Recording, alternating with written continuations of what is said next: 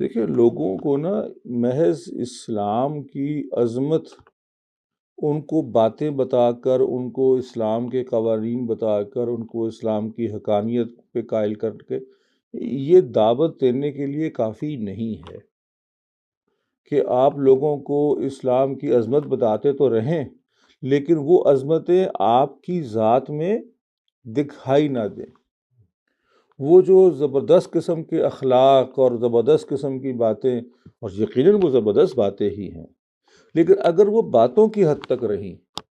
اور وہ آپ میں مجموعی طور پہ مسلمانوں کے معاشروں میں نظر نہ آئیں تو پھر ان کا بہت اثر نہیں ہوگا۔ اگر آپ نے دعوت کو با اثر کرنا ہے تو پھر آپ کو صرف یہ نہیں کر سکتے کہ آپ اسلام کی حقائق اور اسلام کی فضیلت اور اسلام کے احکام اور ان کے